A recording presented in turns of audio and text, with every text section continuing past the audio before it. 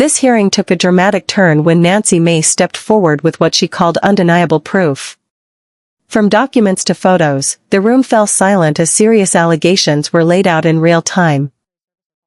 Thank you, Mr. Chairman. Thank you, Mr. Chairman. I request unanimous consent to enter a number of documents into the record. The first of which is a statement from Cory Mills, first sergeant, stating his forms and accounts of his military service are falsified. The second document is a picture of Cory Mills wearing a Bronze Star from 2019, before he ever got a Bronze Star. The third document is a document that conveys a Bronze Star medal and his life-saving care to the wounded, and according to the soldiers who were there, they said it never happened, according to the men who were there. The next document is a transcript of a conversation I had with Brigadier General Arnold Gordon Bray, who confirmed that he did not review, did not read, did not physically sign the form DD, I guess 638, form 638, that Mills submitted for a Bronze Star. And to be candid, he said, quote, "I didn't look at it." I asked to review the email that he sent to Mills' staff about authorizing his signature for a form he did not review, and he said that he would not share it with me. That's a future subpoena. I would like to enter into record a picture of Cory Mills, who says this is the second time he got blown up, but what he wouldn't tell people that the blood on the pant leg in this photo is the blood of Sergeant Ray. It is not Cory Mills' blood. In the same series of photos he shares when he said he was, quote, blown up, are images of a Humvee that exploded with severe damage. That is not his Humvee. His Humvee purportedly was 50 yards away and suffered no damage and was not blown up. This is a copy of Cory Mills' marriage certificate with a 9/11 imam at a 9/11 mosque, entered for the record and redacted, with family members' names redacted and protected. This is a picture of Cory Mills with a purported Russian hooker in Afghanistan, which he of course denies. And then last but not least, I would like to request unanimous consent to enter into the record a restraining order against Cory Mills for dating violence. Thank you. I just buried my father on Thursday, Mr. Chairman. My father died with shrapnel in his body. He had 3 tours of combat, 2 in Vietnam, 1 in 1965 during the coup d'etat of the Dominican Republic. And I take stolen valor seriously, because we have men and women in uniform that have given their lives. And an individual that steals the stories of dead soldiers or injured soldiers have no right to serve in this body, let alone on this committee.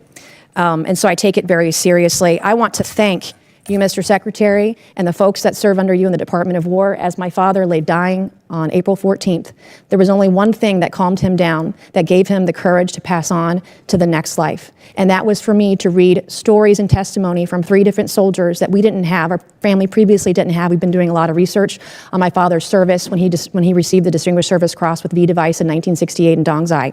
He rescued every man in that battle, in that firefight, over a 2-day period.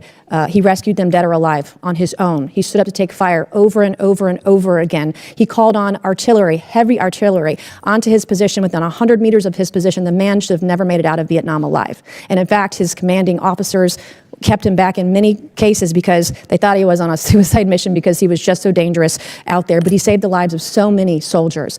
And so as he was taking his final breaths, I was provided by the Department of the Army some testimony of soldiers we didn't have, and diagrams and information. It was the one thing that calmed him down so that he could pass away knowing that he was a war hero and knowing that Jesus loved him. And it changed our family's life. And it changed his life in his last moments, his last breaths, his last hours. And for that, I am so grateful for the ship that you're running at the Pentagon and the Department of War. I have heard from people in the way that you're trying to innovate and trying to change the way we do business there. And I'm glad that you're firing people. There are people there that are getting in your way. They need to go. And the efficiencies that you want to bring, whether it's shipbuilding, whether it's cyber, whether it's AI, whether it's public-private partnerships, we have never seen a secretary at the Department of War who has been as innovative as you have. So I can't say enough good things about you right now. I was impressed. I was concerned about troops on the ground in Iran early on, and I was impressed with where we are today, how those soldiers were evacuated that got in that flight that crashed. But everything I have seen, you have surpassed all of my expectations, and I just want to say thank you from the bottom of my heart, and God bless you. Gentlelady yields back. Chair. The hearing opened with a procedural tone, but it didn't take long before the atmosphere shifted. Nancy Mace moved beyond standard questioning and began introducing documents into the record, each one building toward a larger claim. The methodical way she presented her case gave the moment weight, signaling that this was more than political theater. It was a direct challenge to credibility and integrity. At the center of the controversy were allegations tied to military service and recognition. Claims of falsified records and disputed honors struck a nerve, especially in a setting where service and sacrifice carry deep significance.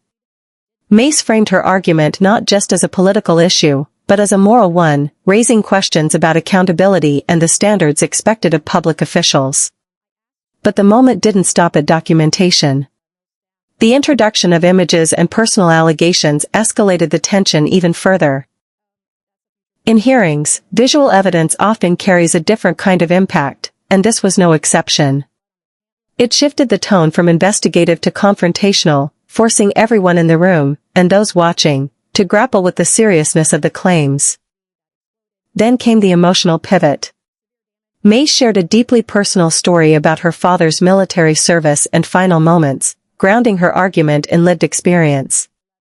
That shift reframed the entire exchange. What had been a sharp political confrontation became something more human, an appeal to honor, legacy, and the meaning of service. In the end, the hearing left more questions than answers. Allegations of this magnitude demand scrutiny, but they also highlight the volatile nature of modern political discourse. Whether this moment leads to further investigation or fades into the broader political noise, one thing is certain: it was a hearing that captured attention and won't be easily forgotten.